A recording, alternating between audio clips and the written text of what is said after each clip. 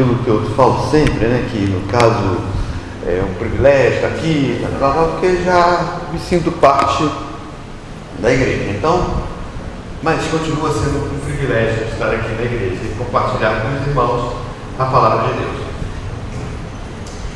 Nós temos caminhado em cima do livro de Atos e não vai ser diferente. Eu quero chamar a atenção neste texto. Os irmãos já podem abrir as suas Bíblias e estar se familiarizando. São apenas 10 versículos. Eu ia pregar sobre os 12 primeiros, mas achei conveniente apenas os 10 primeiros e no próximo sermão dar uma continuidade. É uma passagem bastante conhecida. A igreja não vai se surpreender com nada. Também a mensagem que será pregada não terá grandes novidades. São as verdades bíblicas que têm sido, no decorrer desses 2000 anos de igreja, sempre chamaram a atenção. Mas eu quero salientar para os irmãos estarem atentos nos personagens, aqueles que fazem parte deste evento, tanto os citados diretamente quanto aqueles que são subentendidos pela leitura do texto. Leiamos. Pedro e João subiram ao templo para orar, para a oração da hora nona. Desculpa, eu estou um pouco encatarrado. Era levado um homem, coxo de nascença, o qual punham diariamente à porta do templo chamado Formosa, para pedir esmola aos que entravam. Vendo ele a Pedro, muito obrigado, irmã, e João, que iam entrando no templo, implorava que ele desse uma esmola. Pedro, fitando juntamente com João, disse: olha para nós. E ele os olhava atentamente, esperando receber alguma coisa. Pedro, porém, lhe disse: não possuo nem prata nem ouro, mas o que tenho, isso te dou. Em nome de Jesus Cristo, o Nazareno, anda. E tomando-o pela mão direita, o levantou imediatamente, e os seus pés e tornozelos se firmaram. De um salto se pôs em pé, passou a andar e entrou com eles no templo, saltando, louvando a Deus. Viu todo o povo a andar e a louvar a Deus, e reconheceram ser ele o mesmo que esmolava, assentado à porta formosa do templo, e se encheram de admiração e assombro por isso que lhe acontecera. Bom, irmãos,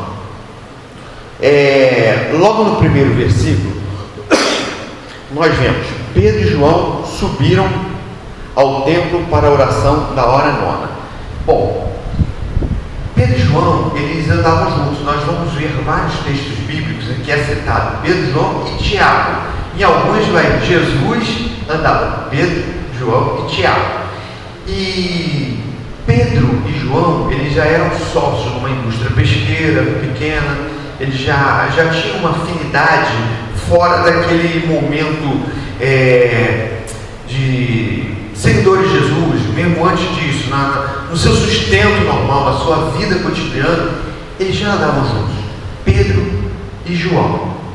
E eles estavam subindo ao templo. Também podemos chamar a atenção o fato de subir, porque o templo ficava numa parte elevada de Jerusalém, ficava num ponto alto, e eles estavam indo à hora nona, que podemos trazer para nós aqui, 15 horas, 3 da tarde, para orar. Os judeus têm 3 horas que eles se dedicam no dia para oração. Os muçulmanos têm 5, esse não veio ao momento. Agora, essa questão de hora nona é só uma curiosidadezinha, tá? O calendário dos judeus não é solar, é lunar. Por isso a divisão da marcação de horas é diferente. Nós ocidentais, nós hoje em dia, nós temos um calendário solar. Aí a nossa hora começa com o apontar do sol no Oriente e o descer dele no Ocidente, aí se faz aquelas 12 horas e tal. Ele já é o calendário lunar, por isso tem essa diferença, tá? Mas não tem problema nenhum pensar no nosso jeito. Às 15 da tarde, 3 horas da tarde, na metade do dia útil, né? Do dia claro, eles paravam para orar. E eles foram ao templo. Irmãos, aqui vai um pequeno comentário a respeito das nossas práticas hoje em dia como igreja. Fala em vir ao templo para uma reunião de oração. Pastor do céu, convoca a igreja, desafia a igreja, vamos encher essa igreja para uma reunião de oração, qualquer que seja a hora, qualquer que seja o dia. Vai ser no domingo mesmo, domingo de manhã não vai ter culto, vai ser uma reunião de oração. Tenta encher, tenta trazer. Vou usar um termo que é meio chulo, mas não é pesado, é meia dúzia de gatos pingados. Meu pai falava isso aqui. Vai ser meia dúzia de gatos pingados. Vai ser a sobra do tacho da igreja. Vai ver, as pessoas não vêm. Quando nós vemos neste modelo bíblico da igreja que nascia vinda do judaísmo, uma prática de oração pessoal em casa, mas diariamente no templo. Vir ao templo em oração 3 vezes por dia. Claro que eu entendo que não é viável nos nossos dias, temos 3 vezes o dia para oração, mas não é possível que nós, como igreja, não construamos uma prática de oração que seja condizente com o nosso desejo de participar do reino.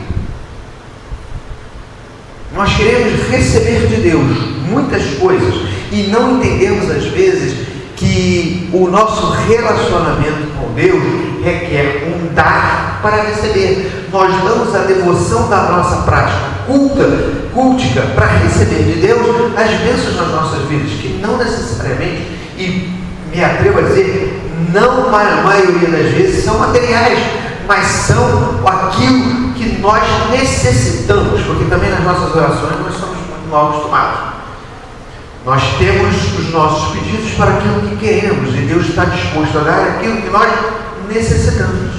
E o que nós necessitamos não é necessariamente aquilo que nós achamos que é o certo de pedir, ou que nós desejamos e que queremos receber de Deus para aprazir aos nossos desejos pessoais, massagear os nossos egos, massagear os nossos desejos, fazer de nós pessoas felizes, porque nos achamos merecedores de receber de Deus algo, quando na verdade Deus quer nos dar o que nós necessitamos.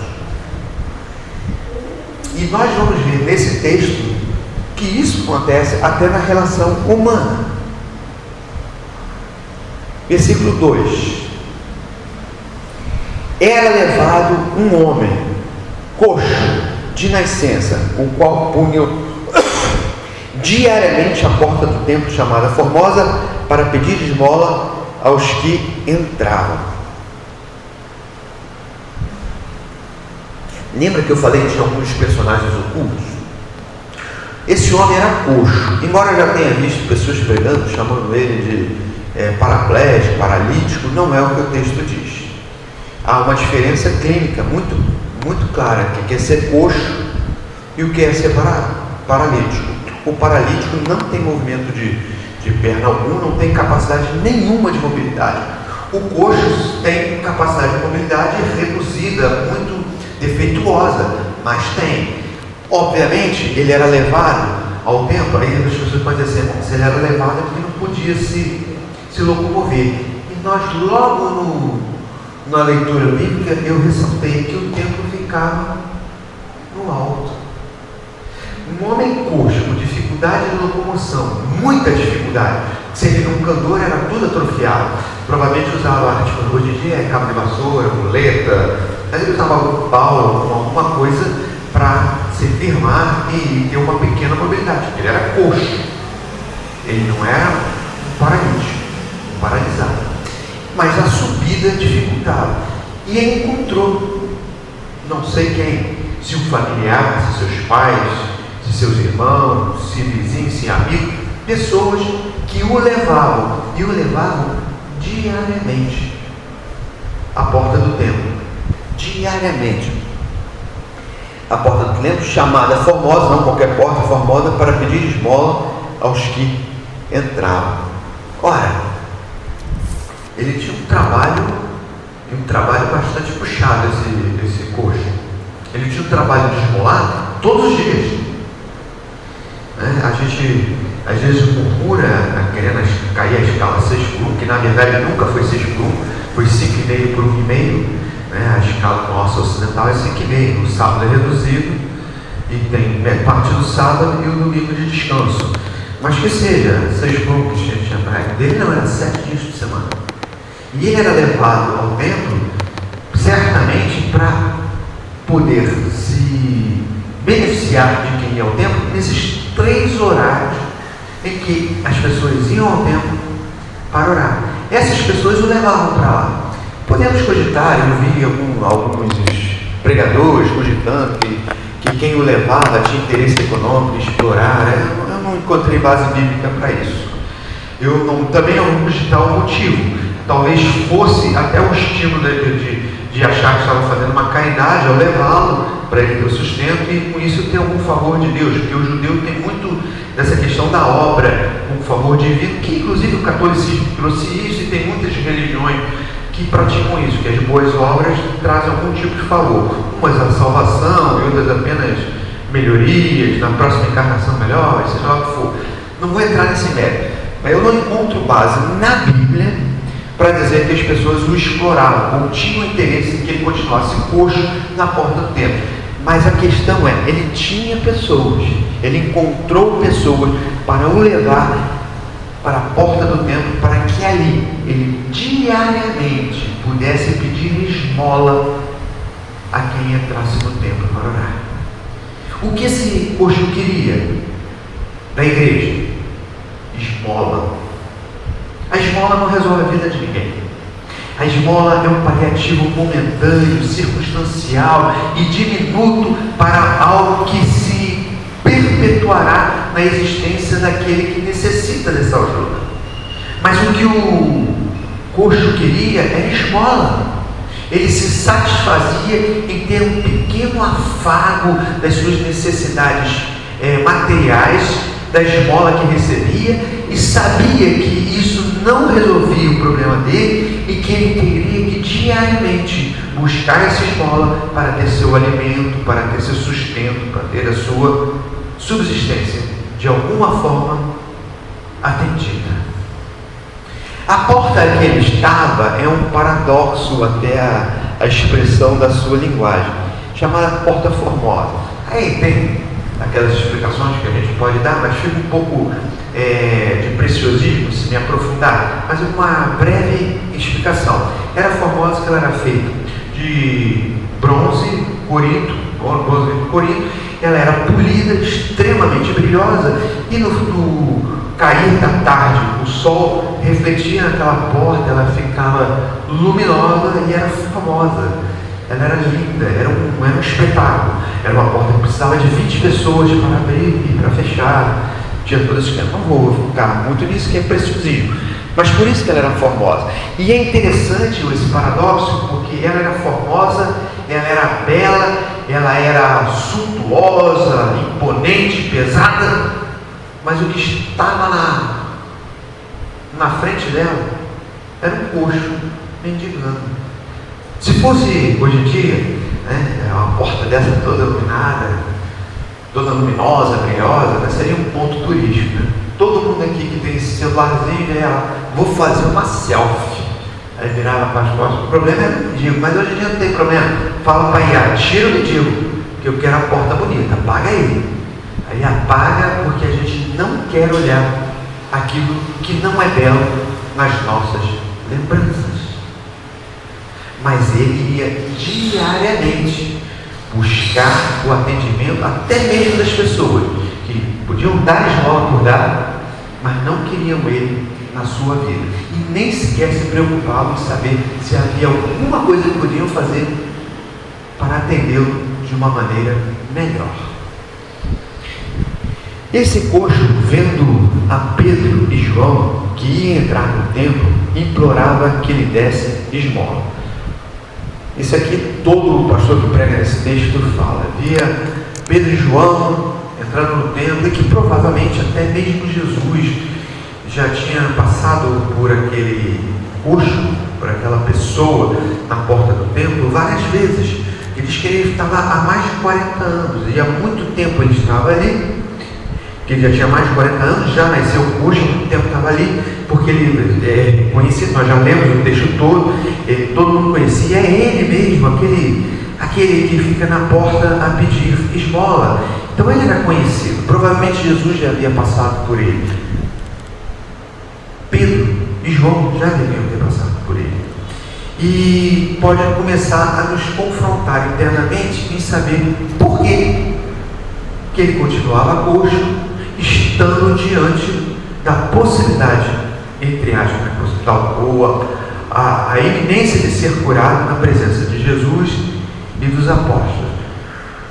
Bom, provavelmente Jesus, a gente sabe que Jesus, quando andava, a gente já viu vários textos, ele era seguido de grande multidão. Ele era exprimido, apertado, e muitas pessoas eram abençoadas. E talvez esse coxo, nunca tivesse a possibilidade de estar tão próximo de Jesus, ao ponto de pedir alguma coisa ou de receber de Jesus voluntariamente uma coisa pela multidão que cercava. Mas Pedro e João passavam ali várias vezes, sem essa grande multidão. E o que nós vimos é que Pedro, fitando juntamente com João, disse: olha para nós. Por que Pedro e João disse olha para nós? Porque ele pediu a Pedro e a João alguma coisa. No caso, ele queria esmola. Ele direcionou o seu pedido, ele direcionou a sua petição aos dois apóstolos que estavam entrando. Ora, quantos de nós não estamos vindo à igreja, não temos várias e várias vezes vindo à igreja e não recebendo do Senhor algo que realmente complemente, suplemente, habilite as nossas vidas a sermos mais plenos, a sermos pessoas que receberam do Senhor tudo aquilo que necessitamos para ter as nossas vidas transformadas e sermos bênção na mão do Senhor? Porque nós não pedimos. Nós às vezes pura e simplesmente não pedimos, ou quando pedimos qualquer coisa vaga. E sabe por que nós não pedimos? Que muitas vezes nós não cremos. Olha, essa daqui é uma igreja batista, uma batista de ordem tradicional. E assim como nós às vezes podemos criticar os exageros, os destemperos de igrejas pentecostais e neopentecostais, nós tradicionais também temos um problema. Nós às vezes nos afagamos, nos aconchegamos no nosso relacionamento com Deus, achando que Ele é um Deus que já se ausentou do mundo e que os milagres, a operação das maravilhas de Deus não são para o nosso tempo. E eles são. Obviamente não do jeito que foi exposto naquele momento, que tinha o interesse de apresentar a Jesus, mas o mesmo Jesus que curou no seu ministério enquanto terreno, ele está hoje aqui na sua igreja curando pessoas. Ele tem transformado vidas, ele tem quebrantado corações de pessoas que são empedernidas, são presas, são rochas emocionais. Ele tem quebrado isso e transformado em pessoas amorosas, cheias de amor, para se relacionarem uma com a outra e principalmente para servir a igreja. E nós, às vezes tradicionais, nós só queremos um Deus de relacionamento à distância. Parece que nós não acreditamos que aquilo que nós pregamos, que Cristo vive em mim e que Ele manifesta por meio de mim as mesmas obras que Ele manifestava em vida. Jesus, Ele foi servo, Ele desceu do pedestal da sua glória enquanto homem e lavou o pé dos seus apóstolos, para dizer: olha, eu não sou superior a vocês, eu estou aqui para servir, porque o maior do meu reino é aquele que é visto como o menor entre os homens. E a gente vem para a igreja, mas não quer servir. Queremos ser servidos. Queremos nos esbaldar nas bênçãos de Deus, que Deus possa derramar nas nossas vidas, nas bênçãos dos nossos irmãos. Queremos uma esmola, tanto na nossa relação com Deus, como na nossa relação com o irmão. O que o irmão pode dar hoje para confortar a minha vida? Agora, muito raramente não perguntamos o que eu posso dar hoje para não confortar a vida do irmão, mas para transformar a vida do irmão em algo ainda melhor, no plano de Deus para a vida dele. E ele os olhava, o coxo, os olhava atentamente, esperando receber alguma coisa. O coxo olhou atentamente a Pedro e João, quando, no caso, Pedro o desafiou a olhar para ele.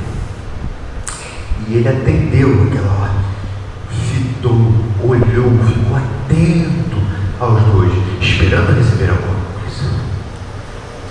Ora, se Deus nos desafia a olhar para Ele, porque Ele tem algo para as nossas vidas, não podemos abaixar as nossas cabeças e ignorar esse chamado. Nós temos também de confrontar a face de Deus, ainda que nós esperemos alguma coisa e Ele tem algo diferente para nos dar, mas nós temos que olhar para Ele, temos que botar a nossa atenção naquilo que Deus quer operar nas nossas vidas. E olha, eu sei que isso é clichê de pregador, mas é tão raro às vezes que Deus dá aquilo que a gente pede. Nós pedimos muito mal. Eu me conheço, eu sou terrível. O que eu gosto, certamente, Deus não está nem aí. Porque o que eu gostaria de pedir é ter uma vida tranquila, sem precisar mais trabalhar, comer, desculpa o termo, só porcaria. É o que eu gosto. O que eu gosto? O que eu não devo ter. O que eu gosto é massa, é doce. Não é. Mas Deus quer melhor, é melhor. Ou não. Toma uma gastritezinha aí, muda esse hábito. Segura a pizza aí, segura, vai comer uma saladinha mesmo. Que é o que eu preciso. O que Deus tem para a minha vida não é aquilo que eu gosto, é aquilo que eu necessito para ser melhor, para eu ser completo enquanto pessoa, e enquanto pessoa completa, poder servir no reino dele e desta forma ser uma bênção para a igreja e para mim mesmo. Pedro, porém, desculpa esse problema aí.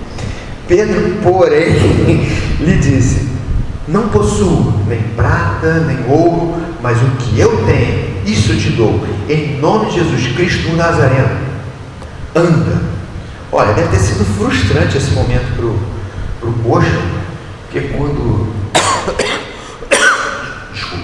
quando ele retornou o olhar dele para Pedro e João, ele esperava receber alguma coisa. Essa coisa era material. Ele queria a prata e ouro, que eram as moedas da época, né?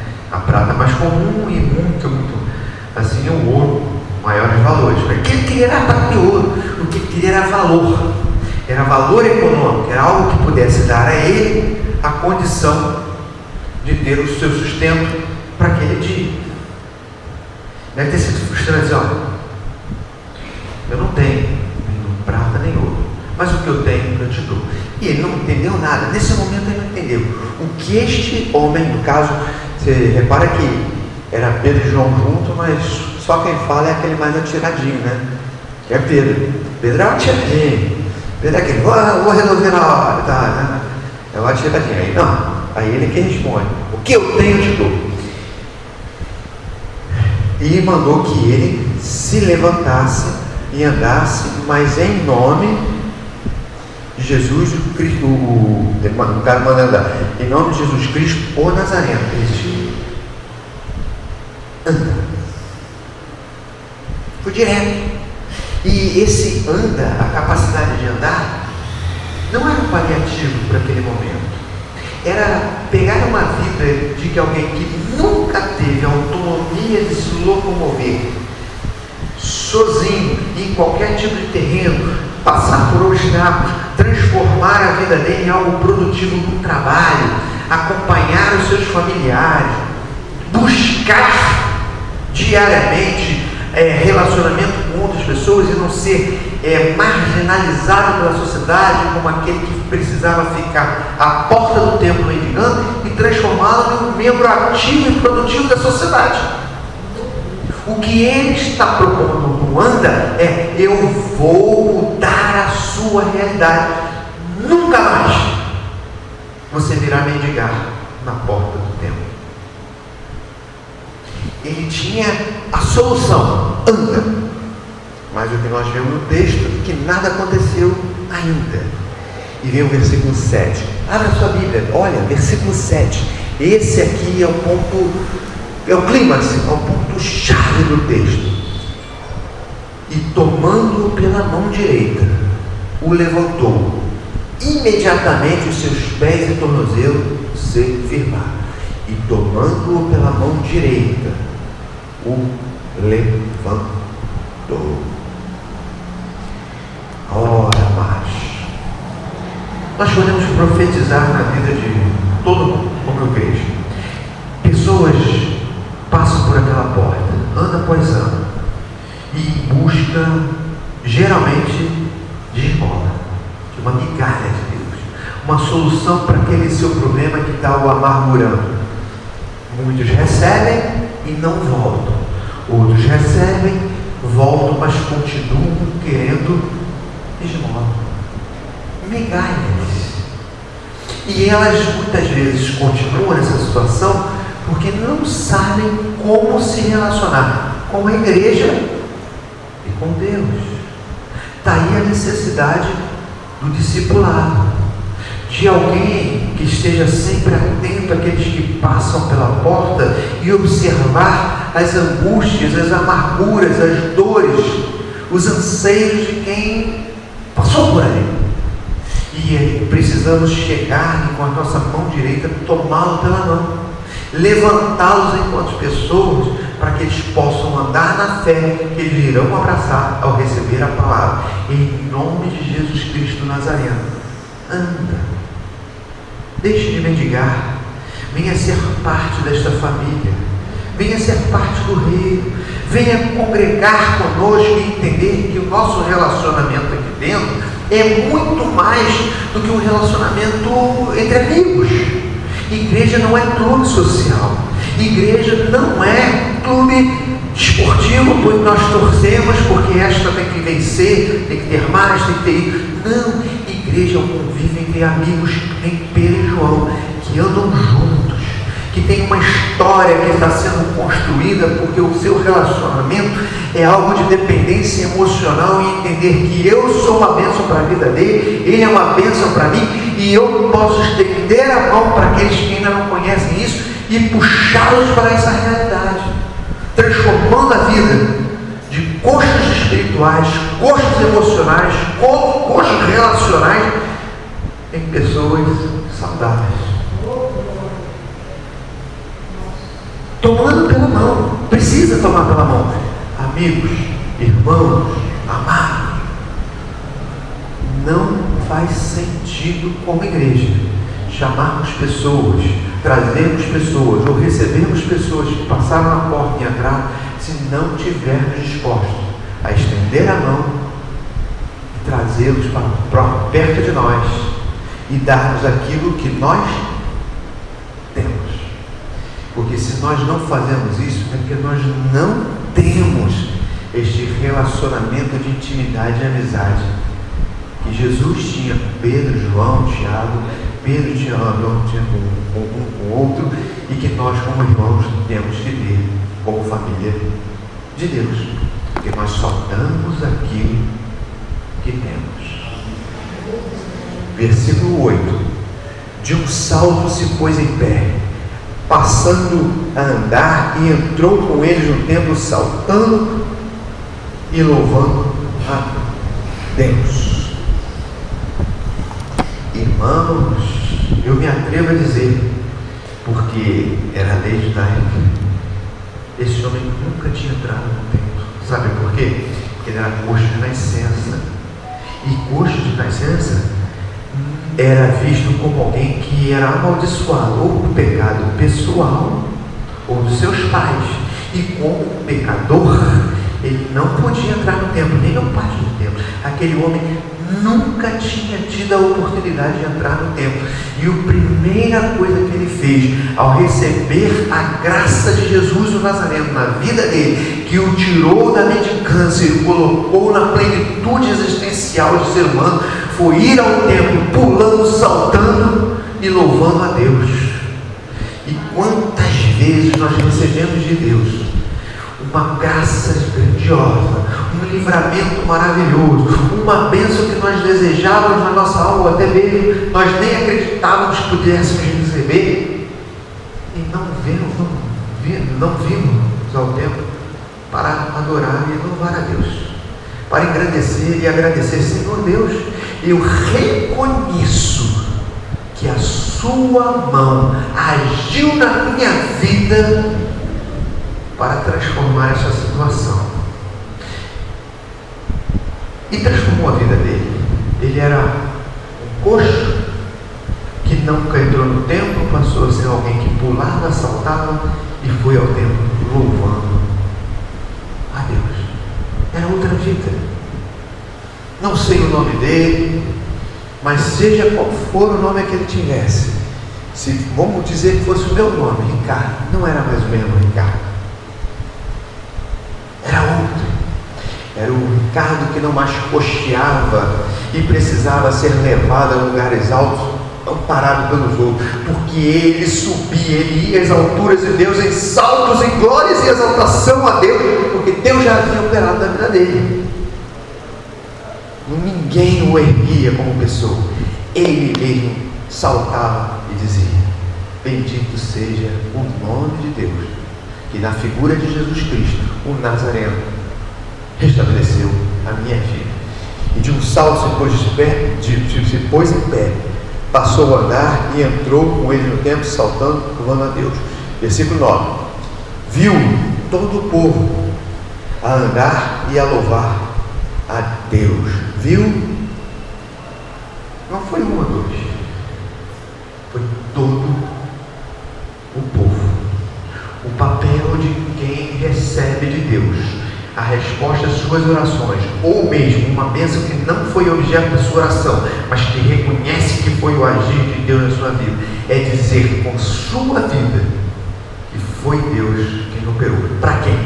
Para todo o povo. A gente ouve, tem umas dizeres, as brincadeiras lá, crente agente secreto, crente amigo oculto, crente. Ninguém sabe o que é, né?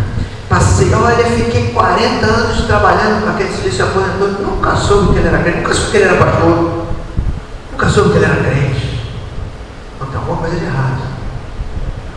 Ou na razão cognitiva e mental do sujeito que estava tudo evidente e não percebia, mas não acho que seja isso. O mais comum é que seja na atitude, no testemunho, nas palavras daquele que era crente e que não fez com que todo o povo, todos aqueles que o viam, reconhecessem algo diferente.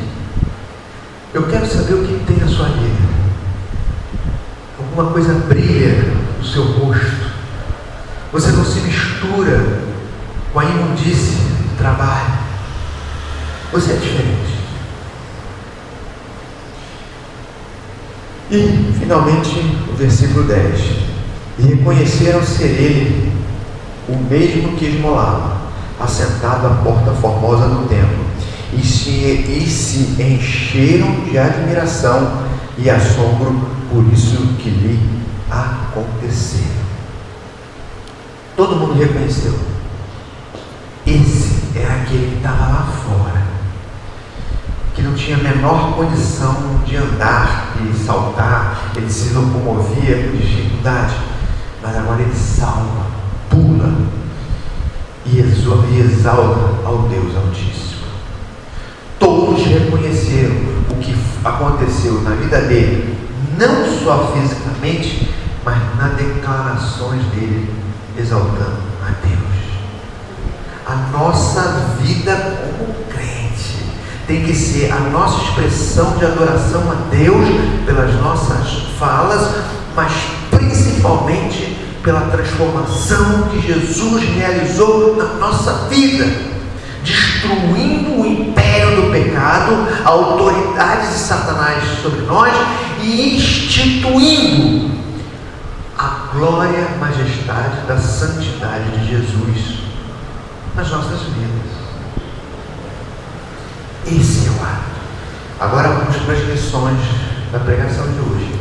O que nós temos que apreender do que foi visto? Primeiro, ainda que nós peçamos a Deus que esmolas nas nossas orações, pedidos que de alguma forma console a nossa necessidade momentânea, Deus não tem por hábito dar aquilo que nós desejamos. Ele tem como dever pessoal que Ele mesmo se imputa a Ele, de dar aquilo que nós necessitamos e de dar aquilo que nós necessitamos para transformar as nossas vidas e transformar as nossas vidas naquilo que nós necessitamos para que sejamos testemunhas de que Ele é quem operou nas nossas vidas e que possamos da mesma forma influenciar outras pessoas em reconhecer a obra de Deus em nós. E nós, já como servos de Deus, temos a obrigação de estender a mão e erguer aqueles que necessitam vir para a igreja. Nós temos que trabalhar. Nós não entramos no reino de Deus para sermos espectadores. Nós somos obreiros. A nossa relação na igreja é uma relação de acompanhamento amoroso uns para com os outros, servindo-nos nas suas necessidades, muitas vezes lavando os pés daqueles que muitas outras pessoas olham e nos acham inferior a nós.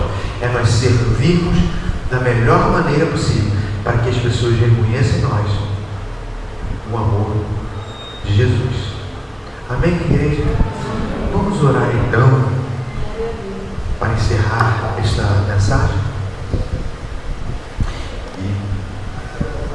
Vai cantar mais um louvor. Olha, estava escrito ali e eu não vi. Perdoe. Pronto, agora. Já pensa.